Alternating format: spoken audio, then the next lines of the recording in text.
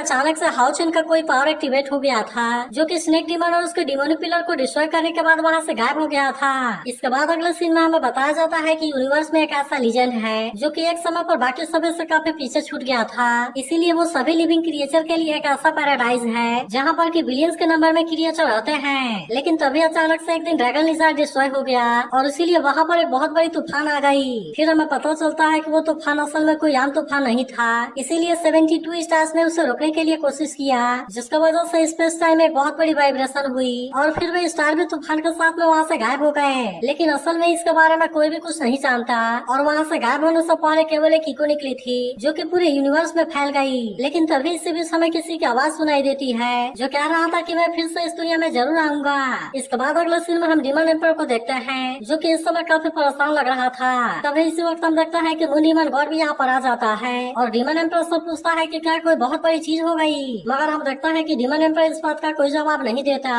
तब इस पर मून डीमन गॉड कहता है कि मैंने एक बहुत ही पावरफुल ऑरा को फील किया जो कि इस समय पूरे डीमन क्लैन में फैली हुई है। अब इसीलिए हम देखते हैं कि मून डीमन गॉड भी इस बात से परेशान होता है। फिर वो डीमन एम्पर से कहता है कि ये ऑरा बहुत ही पावरफुल है क्योंकि असल में इसने मुझे भी थोड़ा सा डरा दिया। मगर वही हम देखते हैं कि डीमन एम्पर अभी भी इसके बारे में कुछ नहीं बोलता और वो मून डीमन गॉड से केवल इतना कहता है कि तुम मेरे थर्ड ब्रदर के पास में चलो और चलो मैं आज तुम्हें उससे मिलाता हूँ। जिसके बाद हम देखता है कि मून डीमन गॉड भी इसके लिए रेडी हो गया था और फिर वो डीमन एम्पर से पूछता है कि क्या वसाक बाहर आ गया। लेकिन इसके बाद भी हम देखता है कि डीमन एम्पर इसके बारे में कुछ भी नहीं बोलता और वे सीधे वसाक से मिलने के लिए जाने लगते हैं। जिसके बाद हम देखता है कि वे लोग वसाक से मिलने के लिए जिस जगह में जा रहे थे वह जगह दिखने में सच में काफी खतरनाक लग रही थी। तभी हम देखता है कि मून डीमन गॉड को यहाँ पर कोई और फील होने लगती है, लेकिन फिर भी डीमन एम्पर के ऊपर इसका कोई भी असर नहीं होता और इसीलिए वो केवल आगे की तरफ जा रहा था। लेकिन वहीं हम देखता है कि मून डीमन गॉड अभी भी परेशान होता है क्योंकि उसे भी समझ में नहीं आ रहा था कि अचानक से क्या होने लगा। तभी हम देखता है कि वे दोनों चलते चलते गेट के सामने आ जाते हैं जहाँ पर कि वो गेट अपने आप ही ओपन हो जाती है और अब इसीलिए वे दोनों फिर से इसमें अंदर जाने के लिए रेडी हो गए थे। जिसके बाद हमें पता चलता है कि वसाक असल में यही है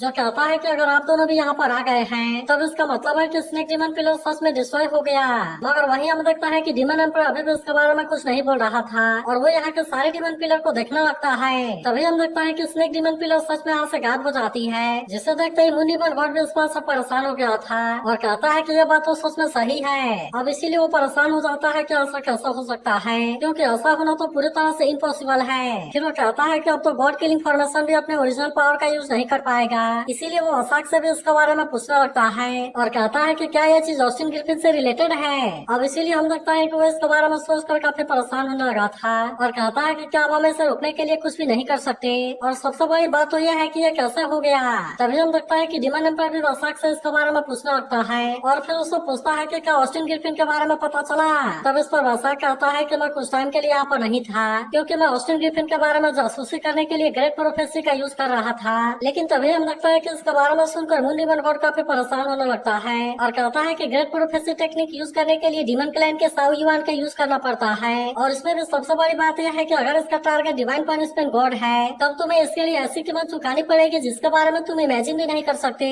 तभी उसे पता चलता है कि वसाक के पास में केवल 100 से कम की एजी बची हुई है और इसीलिए वो इसके बारे में जानकर काफी हैरान हो गया था। लेकिन तभी हम देखता है कि वसाक अपने पावर का यूज करके दिखाना लगता है और कहता है कि मैं स्टार डीमन क्लैन को बचाने के खातिर कुछ भी करने के लिए रेडी हूँ और मेरी किस्मत अच्छी है कि मैंने जिसके लिए अपने पावर को कंज्यूम किया वो असल में स्टार्स का गाइडेंस है। जिसके बाद हम देखता है कि डीमन एम्पर को भी वही वाला हाउचिन दिखाई देता है, जिसे देखते ही डीमन एम्पर भी इस बात से हैरान हो गया था और कहता है कि ये तो हाउचिन का मिनिस्टर है। मगर वही हम देखता है कि वसाक ने इसके बारे में पता लगाने के लिए अपने बहुत सारे पावर को कंज्यूम कर दिया था और फिर वो डीमन एम्पर से कहता है कि उस समय आपने जो डिसीजन लिया था केवल उसी की वजह से आज हमारे साथ में ऐसा हो रहा है। मगर वही हम देखता है कि खुद डीमन एम्पर भी परेशान होता है और इसीलिए वो इसके बारे में कुछ भी नहीं बोलता। तभी वसाक उससे कहता है कि इस पर हमें फिर से जो गाइडेंस मिली है आप उसके बारे में कैसे डिसाइड करेंगे। लेकिन डीमन एम्पर के पास में भी इस बात का कोई जवाब नहीं होता, इसीलिए हम देखता है कि वो इसके बारे में कुछ भी नहीं बोलता है और फिर वो अपने पावर का यूज करके वसाक के पावर को बंद कर देता है। मगर वही हम देखता है कि वसाक और मून डीमन गॉड भी इसके बारे में नहीं समझ पा रहे थे और इसीलिए वे एक दूसरे के चेहरे की तरफ देखने लगता है।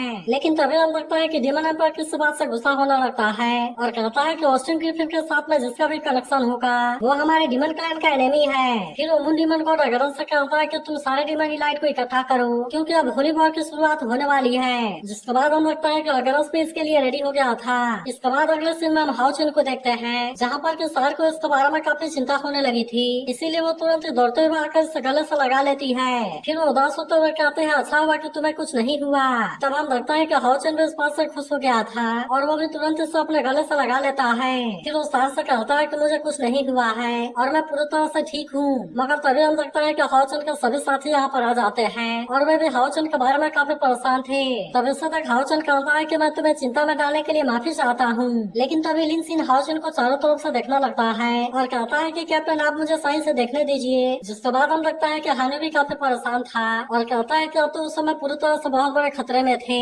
लेकिन इसके बाद भी आपने आखिर में डिमन पिलर को डिस्ट्रॉय कर दिया और इसीलिए मैं जानना चाहता हूँ कि आपने इसे कैसे किया। लेकिन तभी हम देखता है कि खुद हाओचन भी इस बात से काफी हैरान होता है और फिर वो इसके बारे में याद करने के लिए कोशिश करता है। फिर वो कहता है कि असल में मैं भी इसके बारे में कुछ नहीं जानता, लेकिन फिर भी वो पार मुझे बहुत जाने पहचाने से लग रही थी। फिर हम देखता है कि वो हाओयू से इसके बारे में पूछने के लिए कोशिश करता है और कहता है कि जब मैं और तुम डिमोनिक पिलर की तरफ जा रहे थे, क्या वहाँ पर तुमने किसी मिस्टीरियस आदमी को देखा था? लेकिन अब देखता है कि हाओयू इस बात से हैरान हो जाता है और फिर वो केवल हाओचन की तरफ देखने लगता है। जिसके बाद हम लगता है कि हाओचन भी इस बात से हैरान हो गया था और फिर कहता है कि तुम्हारा मतलब है कि मैंने ही तुम्हें डिमोनिक पिलर को डिस्ट्रॉय करने के लिए लीड किया था। फिर वो कहने लगता है कि ये तो बहुत ही अजीब है क्योंकि हाओयू ने भी इसके बारे में कुछ नहीं देखा। तभी चेन भी कहने लगते हैं कि हमने भी आपको देखा जहाँ पर कि आप बड़े शानदार तरीके से फाइट कर रहे थे और आपने स्नेक डिमन और उसके डिमोनिक पिलर को बहुत ही आसानी से हैंडल कर लिया। तभी लिनसिन कहने लगता है कि हिस्ट्री में आज ऐसा पहली बार हुआ है क्योंकि आज तक कोई भी किसी डिमोनिक पिलर को डिस्ट्रॉय नहीं कर पाया था, लेकिन आज तो आपने ऐसा करके दिखा दिया।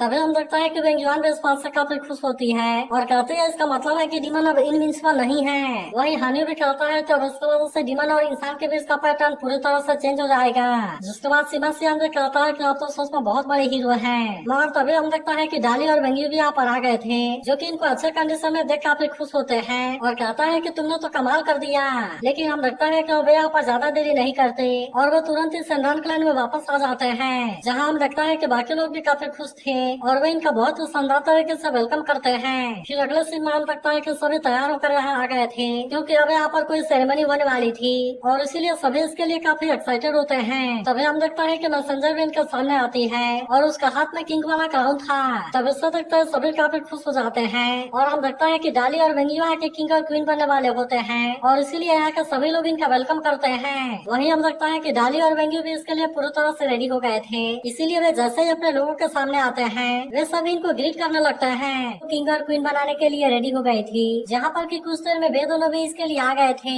फिर वो कहने लगते हैं कि ये दोनों बहुत ही ब्रेव हैं क्योंकि इन्होंने भी स्नेक डिमन को हराने में काफी मदद किया और अब इसीलिए ये सेंडान क्लैन के 127वें किंग बनने वाले हैं और आज ऐसा पहली बार हुआ है कि सेंडान क्लैन के डबल किंग हैं। अब इतनी बात कहने के बाद मैसेंजर अपने पास वाला क्राउन डाली को पहना देती है, जबकि हम देखता है कि वो वेंगी को कोई वेपन देती है। अब इस तरह से हम लगता है कि वे सेंडान क्लैन के किंग और क्वीन बन गए थे, इसीलिए इसे देख यहाँ के लोग भी काफी खुश होते हैं और वे तुरंत इनको ग्रीट भी करने लगते हैं। वहीं हम देखता है कि हाओचन और उसका साथी भी इस बात से काफी खुश थे और वे सभी भी इसके लिए इन दोनों को ग्रीट करते हैं। तभी वेंगी और डाली कहने लगता है कि आज से हम तुम्हारे नए किंग हैं, इसीलिए चाहे कुछ भी क्यों न हो जाए तुम्हें हमारे हर एक ऑर्डर को फॉलो करना होगा। तब इसके बारे में सुनकर वे सभी भी इसके लिए पूरी तरह से रेडी होते हैं और कहता है कि हम आपका हर एक ऑर्डर को फॉलो जरूर करेंगे। मगर तभी हम देखता है कि वेंगी हाओचन से कुछ कहना चाहती थी, इसीलिए वो तुरंत इसके सामने आकर बैठ जाती है। मगर वही हाओचन को इसके बारे में कुछ भी समझ नहीं आता, इसीलिए वो वेंगी से पूछता है कि आखिरकार ये क्या है और तुम ऐसा क्यों कर रही हो।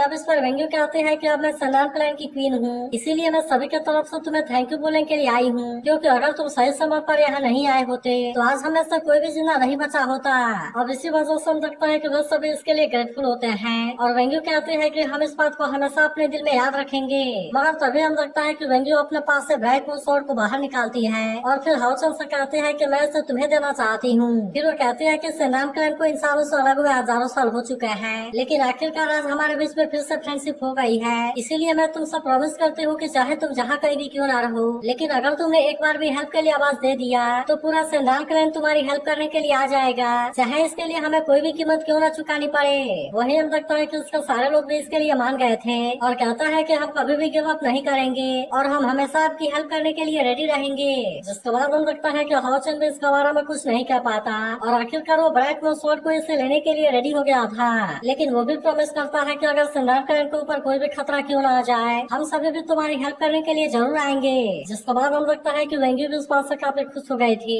और फिर कहते हैं कि हमें तुम्हारे लिए प्रे करेंगे और इसीलिए चाहे तुम जहाँ कहीं भी क्यों न रहो, जरूरत पड़ने पर ब्राइट मून स्वॉर्ड चमकने लगेगा और फिर हम सभी तुम्हारी हेल्प करने के लिए वहाँ पर आ जाएंगे। तभी हम देखते हैं कि इनकी फेथ पावर भी इसमें जाने लगती है, जिससे तक हाउचन वेंग्यू से कहता है कि तुम्हारा गिफ्ट सच में बहुत ही ग्रेट है और फिर वो इसके लिए वेंग्यू को थैंक यू भी कहता है। मगर तभी अचानक से हम देखता है कि यहाँ पर कोई लाइट पावर एक्टिवेट हो जाती है जो कि सीधा हाउचन के पास में आने लगी थी और अब इसके पास वाली रिंग यहाँ से गायब हो जाती है। मगर तभी हम देखता है कि ये चीज केवल यहीं पर खत्म नहीं होती बल्कि ये लाइट पावर हाउचन के बॉडी में भी जाने लगती है और अब हम देखते हैं कि वो इसे हवा में लेकर चली गई थी। तब इसे देखते हैं इसके साथ ही हैरान होने लगते हैं और कहते हैं कि ये क्या हो गया। वहीं हम देखते हैं कि खुद डैनी भी इस बात से हैरान था, लेकिन किसी को भी कुछ समझ में नहीं आ रहा था कि यहाँ पर चल क्या रहा है। मगर अभी भी हम देखते हैं कि वो लाइट पावर हाउचन के पास में आ रही थी जो कि कुछ देर के बाद एक क्रिस्टल के रूप में चेंज हो जाती है। लेकिन तभी हम देखते हैं कि वो क्रिस्टल किसी चीज में आकर कनेक्ट हो जाती है, जिससे देखते हैं सभी इस बात से काफी हैरान हो जाते हैं और हानि कहता है कि ये तो किसी सील के जैसे है। मगर तभी हम देखते हैं कि विंगयुआन पे इसके बारे में कुछ समझ आ रहा था, इसीलिए वो कहते हैं कि ये तो गॉड के अपीयर होने का इम्प्रेशन है और इसीलिए कहीं ऐसा तो नहीं कि ये सील डिवाइन वर्ल्ड से है। तब इसके बारे में सुनकर बाकी सभी भी हैरान हो जाते हैं। वहीं हम देखता है कि वो सील हाउचन के पास में आ जाती है,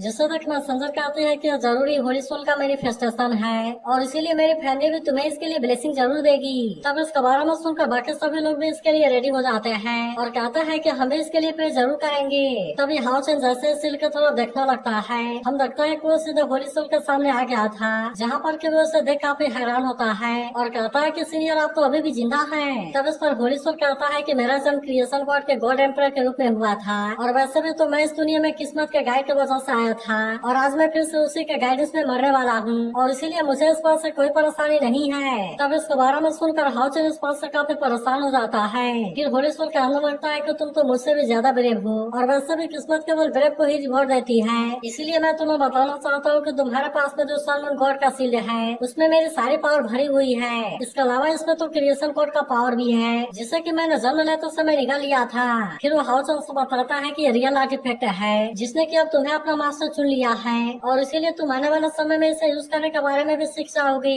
मगर अभी भी हम देखता है कि होली सोल की बात खत्म नहीं हुई थी और वो हाउचन से बताता है कि मैंने एक बार एंडुमाले के डिमोनिक पिलर में सुपर आर्टिफैक्ट के पावर को फील किया था, लेकिन अब सुपर आर्टिफैक्ट के बारे में सुनते ही हाउचन पूरी तरह से हैरान हो जाता है और कहता है कि आज तक तो केवल कुछ ही आर्टिफैक्ट हुए हैं, इसीलिए अगर सुपर आर्टिफैक्ट के बारे में बात किया जाए तो आज तक तो इसके बारे में कोई सुना भी नहीं होगा। अब इसीलिए हाउचन इससे पूछता है कि आखिरकार ये किस तरह का एग्जिस्टेंस है। तब इस पर होली सोल कहता है वो हर एक चीज इसमें कि गॉड का ऑरा हो उसे आर्टिफैक्ट के नाम से जाना जाता है, जबकि सुपर आर्टिफैक्ट के अंदर ऐसी पावर होती है जिसे कि केवल सुप्रीम गॉड ही कंट्रोल कर सकते हैं। इसीलिए होली सोल बताता है कि आर्टिफैक्ट के कैटेगरी से काफी आगे है। फिर हमें पता चलता है कि इनमें ऐसी पावर होती है जो कि बहुत ही आसानी से पूरी दुनिया को भी डिस्ट्रॉय कर सकते हैं। फिर वो हाउचन से कहता है कि अगर डिमन के पास में सच में ऐसा आर्टिफैक्ट हुआ तो फिर तुम उनको पूरी तरह से हराने के लिए कुछ भी नहीं कर सकते, चाहे तुम इसके लिए कुछ भी क्यों ना कर लो। मगर हाउचन अभी भी इतना आसानी से मानने वाला नहीं होता और इसीलिए वो होली सोल से पूछता है कि क्या इसका कोई दूसरा रास्ता नहीं है। तब इस पर होली सोल कहता है कि अगर तुमने उस थ्रोन को पा लिया जिसे कि मैंने एक बार क्रिएशन गॉड के रूप में देखा था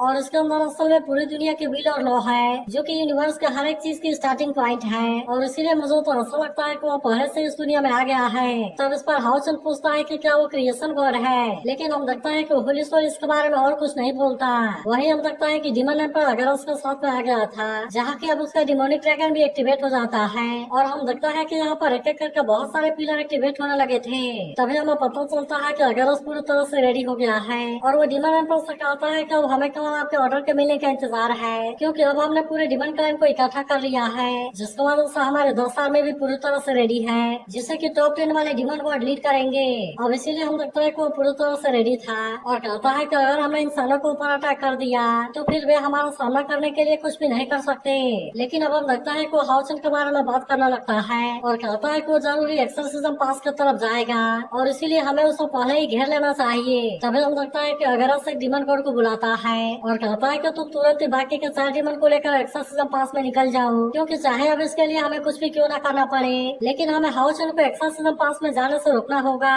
तब इसके बारे में सुनकर वो डिमन गॉड इसकी बात मानने के लिए रेडी हो जाता है और कहता है कि मैं आपका ऑर्डर को फॉलो करने के लिए रेडी हूँ। लेकिन तभी डिमन एम्पर कहता है कि हाउचन इमॉर्टल है और इसीलिए उसका सामना करना इतना आसान नहीं होगा। तो